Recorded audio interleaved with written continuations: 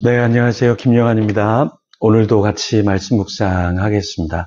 창조, 진화, 굉장히 복잡한 이야기죠. 티격태격하고 있습니다. 근데 창조론에 관한 견해도 한 가지가 아니라 여러 가지가 있습니다. 오늘 창조론에 대한 5가지 견해에 대해서 살펴보고 또 성경 본문으로 들어갈 텐데요. 첫 번째, 젊은 지구론을 주장하는 사람들이 있습니다. 이거는 문자적으로 성경을 보면서 지구의 나이를 6,000년, 조금 더 넓게 잡으면 좀 더 길게 잡을 수 있겠지만 대략 6,000년 정도의 지구가 창조되고 지금까지 이어져 왔다. 이런 주장을 합니다. 그래서 최초의 6일을 창조의 날로 보고 하루를 하나님께서 쉬셨다. 이런 주장을 하는 또 이러한 것을 믿는 사람들이 있습니다. 그리고 두 번째는 이제 오랜 지구론인데요.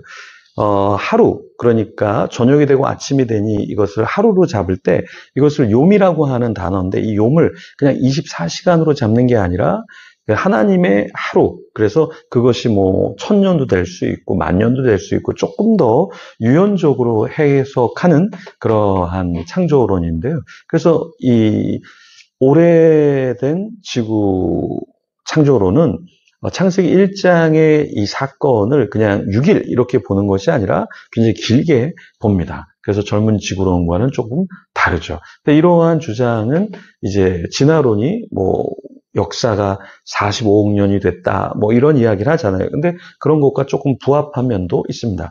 세 번째는 점진적 창조론인데요. 점진적 창조론은 오랜 지구 창조론과 좀 흡사합니다. 그러니까 생명의 순차적인 생성을 말하는 거예요. 그러니까 한 번에 다 이렇게 창조된 게 아니라 조금씩 나누어져서 창조되었다. 이런 창조론입니다. 그래서 영어로는 progressive, 그래서 점진적인이라는 말을 쓰는데요. 네 번째는 지적 설계론이에요. 그러니까 진화론자들이 막 진화됐어 그랬을 때 이 진화론자들을 어떻게 좀 방어하고 설득할까?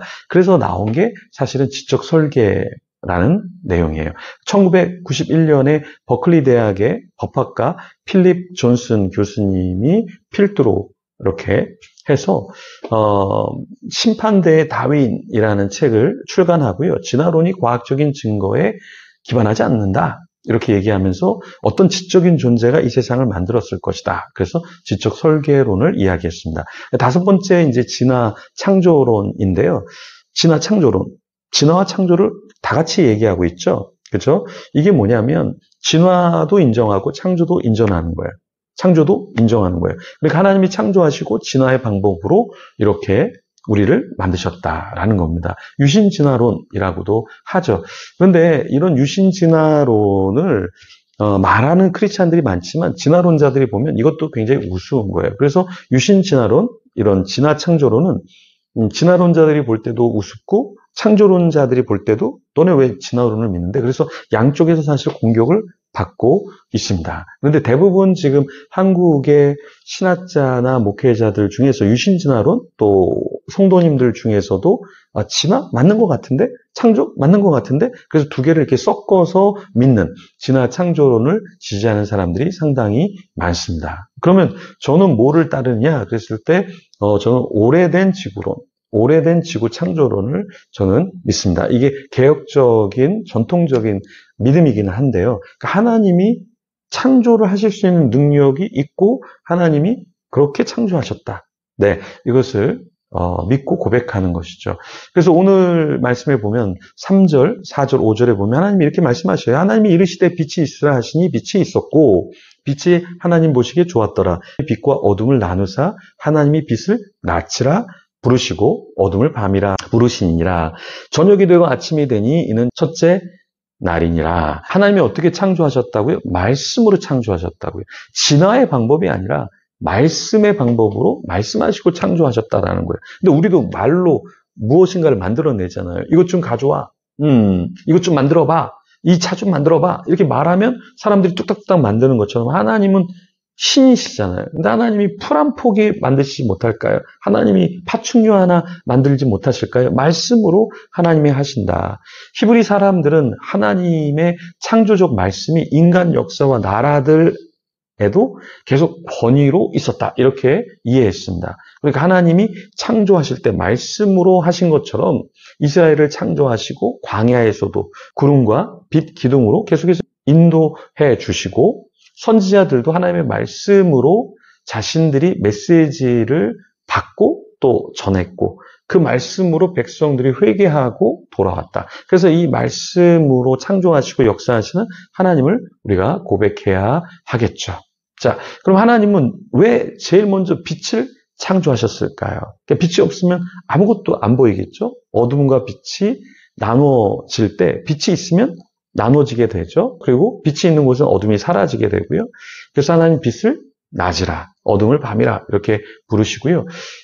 지본네드라고 하는 신학자는 하나님의 생명을 주시는 말씀이 있기 전에 세상이 어떠했는지를 상기하도록 이렇게 이야기하면서 하나님의 새 빛이 염려의 밤을 정복하고 끊임없는 아침은 하나님의 헷세도와 성실의 증거다. 이렇게 고백을 했습니다. 그래서 하나님이 우리에게 왜 빛을 주셨는가? 그 빛을 통해서 무엇을 말씀하는가? 이런 이야기를 했는데요. 네, 하나님 우리에게 계속해서 말씀의 빛, 또 이 빛을 통해서도 우울한 사람들을 치유해 주시잖아요. 그래서 이 빛은 굉장히 많은 도움이 되는 거죠. 그죠? 제가 이렇게 촬영하고 말씀을 나눌 때도 빛이 있기 때문에 이렇게 보이고 또 전달이 되는 것이겠죠. 자, 그리고 하나님 둘째 날에 무엇을 만드셨냐? 그래서 궁창을 만드셨다. 이 궁창은 물과 물로 이렇게 나뉘게 되는 거잖아요. 그 궁창은 위에 있는 물이고 이제 아래에 있는 물로 또 하나님이 물이 땅에도 있게 하시고 위에 있는 물 궁창, 아래에 있는 물 바다 이렇게 나중에 이제 나누시죠. 그리고 또 하나님은 천하에 물이 모이게 하셨고 또 묻이 드러나게 하셨죠. 그래서 우리가 땅 위에 있게 하나님이 하셨습니다. 그리고 또 말씀해 보면요.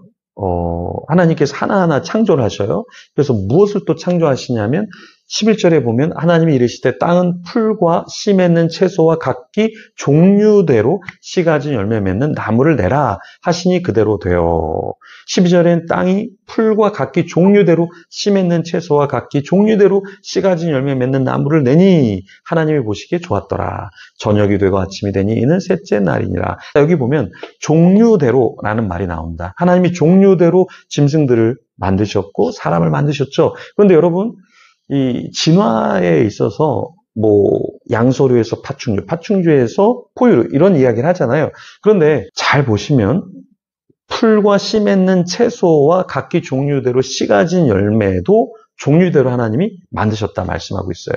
그러니까 어떤 나무가 진화되는 게 아니라 풀이 진화되는 게 아니라 씨 맺는 채소가 진화되는 게 아니라 이것도 다 하나님이 종류대로 만드셨다는 거예요. 너무 놀랍지 않아요? 근데 왜 진화론자들은 풀이 진화한다, 어떤 나무가 진화한다 이런 얘기는 안 할까요? 왜 안 할까요? 동물은 진화한다고 얘기하면서 왜 풀, 또 채소, 열매는 진화한다고 얘기하지 않을까요? 그죠? 신기하지 않습니까? 모든 건 다 진화해야 되잖아요. 동물만 진화해야 되나요? 그러면 씨 가진 이 종류대로 된 거는 네, 이거는 어떻게 해서 이렇게 여러 종류가 나왔을까요? 진화되지 않았는데. 그죠? 예, 모든 종류대로 나오려면 진화가 돼야 되잖아요. 근데 하나님이 만드셨다라고 말씀하고 있습니다. 우리를 위해서 이러한 것들을 내어주시고 우리가 먹으면서 또 에너지를 받고 하나님을 예배하고 살아가도록 하나님이 창조하셨다라는 것입니다. 하나님이 모든 것을 창조해 주시고 주관해 주시고 우리를 축복해 주시는데요. 오늘도 그 하나님을 기억하면서 살아가면 좋겠습니다. 그런 축복을 받은 자로서 더 많은 사람을 축복하는 저와 여러분이 되기를 소망합니다. 그런 자가 되도록 우리 같이 기도하며 하나님 앞에 나아가겠습니다.